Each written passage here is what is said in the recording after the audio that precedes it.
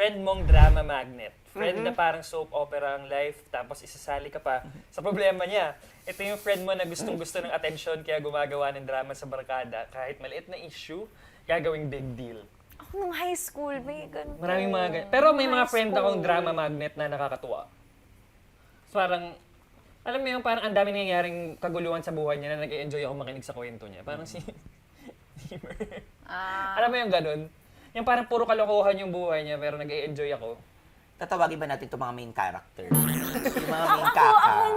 may parang best friend ako nung high school ba ako noon. Lagi na lang di kami okay or hindi siya okay with someone else. Lagi na lang may something na kailangang i-resolve na ang liit na bagay pero sige baka malaki for you. So pero over time parang uuwi na talaga yung uuwi na talaga.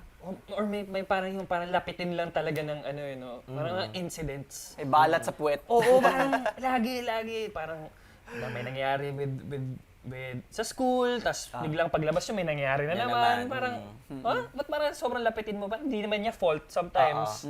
Talagang nalalagay lang siya sa ganong sitwasyon. Yung Or universe. parang Oo, universe yung nagko-conspire Oo. against or sa parang kanya.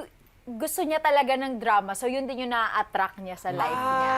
Parang na-manifest niya yung problema sa mundo, ganun.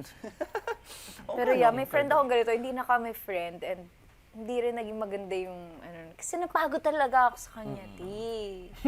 Iba Pag yun. Na-drain main Nakakapagod. character, ito talaga yung mga main Yung character. Kaka. Ang name niya ay Kaka. Kaka. Si Kaka. Yes, main character. Kaka.